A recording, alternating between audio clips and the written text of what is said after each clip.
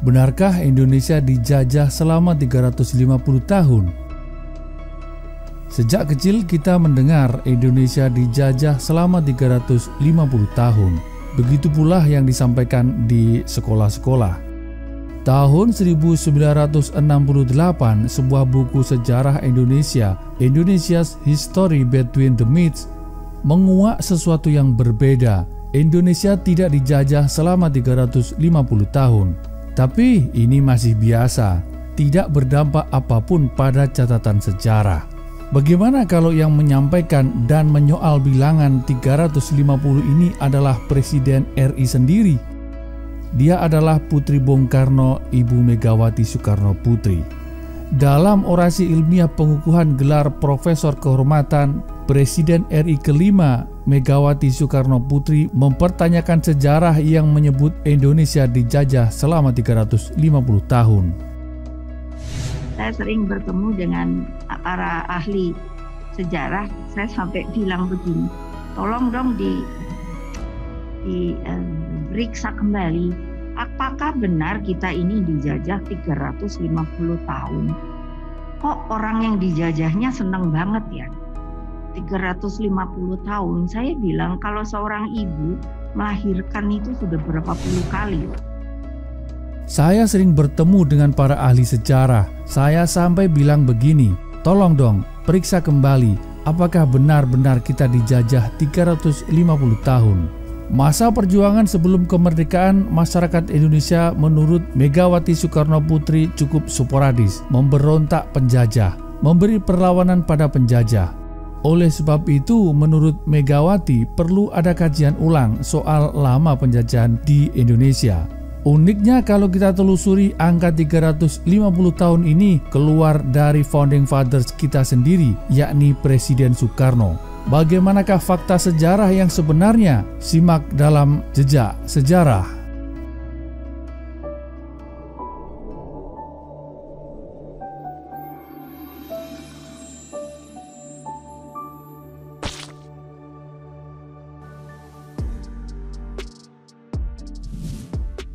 Dyah Permata Megawati Setiawati Soekarno Putri atau umumnya lebih dikenal dengan nama Megawati Soekarno Putri adalah Presiden Indonesia yang kelima menjabat sejak 23 Juli 2001 sampai 20 Oktober 2004. Merupakan Presiden wanita Indonesia pertama dan putri dari Presiden Indonesia pertama, Insinyur Soekarno. Pernyataannya saat orasi pengukuhan gelar profesornya yang menyoal Indonesia tidak dijajah selama 350 tahun mendapat sorotan, menuai beragam komentar pro dan kontra.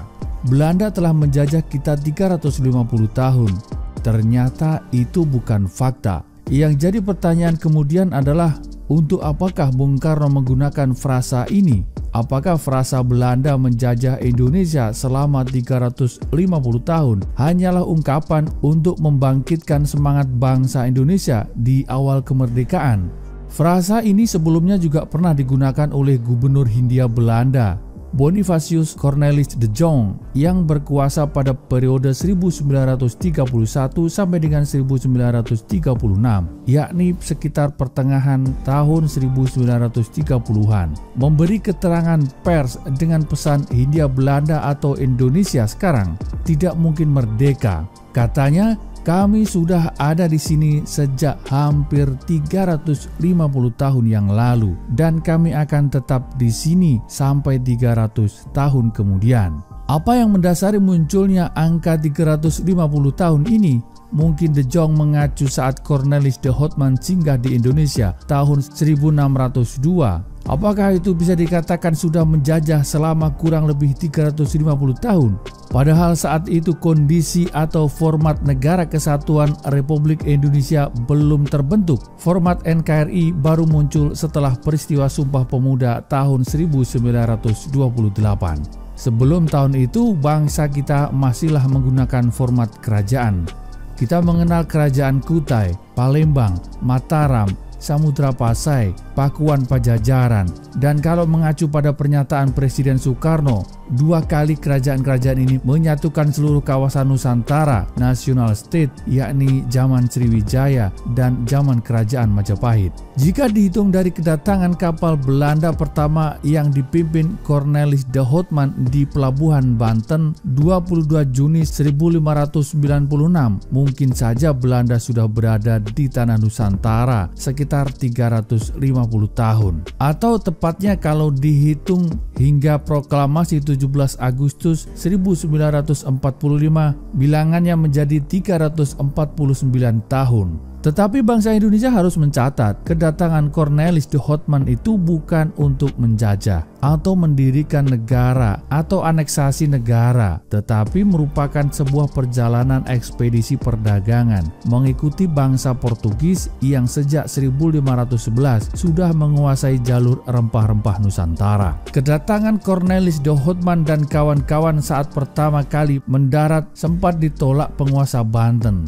2 tahun setelah kedatangan Cornelis de Houtman, yaitu Mei 1598, datang lagi ekspedisi perdagangan Belanda yang kali ini dipimpin Jacob van Hemers dan van Werwijk ke Banten. Kali ini mereka diizinkan untuk berdagang, murni berdagang, bukan aneksasi wilayah. Pada saat itu justru Belanda berkonflik dengan bangsa Portugis yang merasa terusik jalur perdagangan rempah-rempahnya. Untuk memenangkan bisnis rempah-rempah di Nusantara, Belanda pun mendirikan Perserikatan Dagang bernama VOC 20 Maret 1602. VOC adalah perusahaan dagang menggunakan hak oktoi oleh pemerintah Belanda untuk menjalankan diplomasi hingga perang di Asia jika diperlukan. Bahkan jika diperlukan merebut wilayah-wilayah yang dianggap strategis bagi perdagangannya.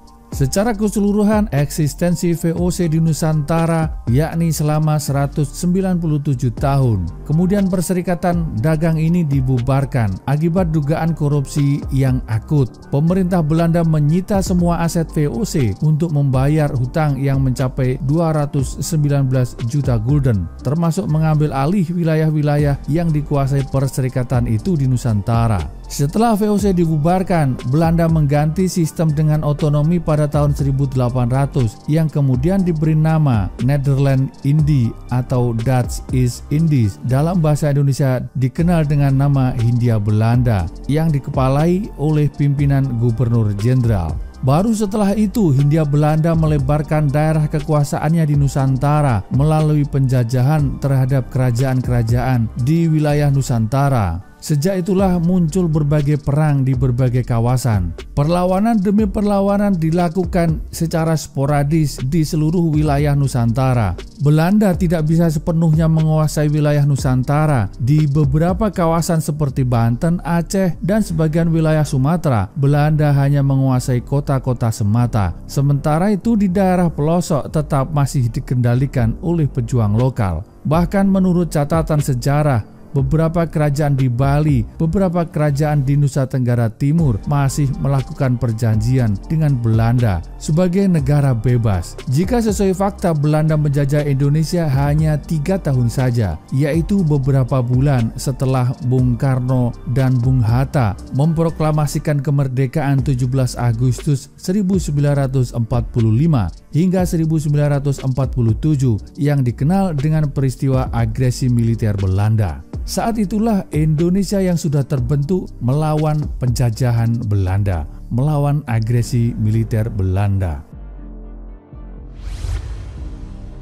Sebentar. Sepertinya kita terlalu dangkal kalau menilai Indonesia dari hari kemerdekaannya saja. Indonesia adalah bangsa, Indonesia adalah tanah air, Indonesia adalah perjanjian luhur, Indonesia adalah komitmen, Indonesia adalah tekad, Indonesia adalah kesepakatan, Indonesia adalah kita, dan itu telah ada sebelum hari kemerdekaan.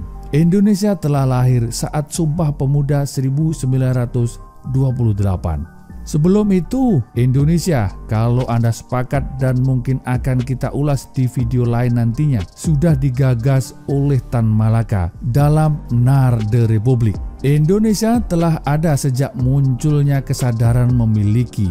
Sejak munculnya kesadaran bertanah air yang satu, sejak muncul kesadaran berbahasa yang satu, kesadaran berbendera, kesadaran bertumpah darah, tanah air Indonesia. Mulai kapan? Mulai kemerdekaan 45? Bukan. Indonesia sudah ada sebelum merdeka. Leluhur dan nenek moyang Indonesia telah ada. Era kerajaan-kerajaan itu, rakyat-rakyatnya, semuanya adalah Indonesia. Bagaimana? Apakah itu menjawab munculnya angka 350 tahun? Kalau dihitung rentang waktu 1928 sampai dengan 1945, maka penjajahan hanyalah 17 tahun. Terakhir, ini yang ingin disampaikan admin. Anggap saja ini merupakan sebuah kesimpulan. 350 tahun adalah penanda waktu, seperti penghitungan tahun Hijriah yang ditandai dengan hijrah Rasulullah SAW dari Mekah ke Madinah. Era penjajahan ditandai dengan datangnya Cornelis de Houtman. Bukankah kita juga tak pernah menyoal kenapa sekarang tahun 2021? Atau kalau Anda menyimak video ini tahun 2022 dan seterusnya, apa benar tahun 1 adalah tahun adanya bumi ini? Tahun 1 ditandai dengan kelahiran Yesus. Bagaimana kalau fakta lain ditemukan? Seiring waktu, sejarah akhirnya membagi era menjadi sejarah dan prasejarah. Tahun Masehi pun muncul pembagian. Ada lagi kemudian era sebelum Masehi. Pada akhirnya admin sepakat pada Pak Latif, tetangga sebelah admin. Tidak perlu saya jelaskan lebih jauh siapa beliau, karena pasti Anda tidak akan mengenalnya. Beliau berkata, sejatinya waktu mirip dengan pematang sawah, hanya sebagai penanda kita pernah melaluinya. Salam hangat, merdeka!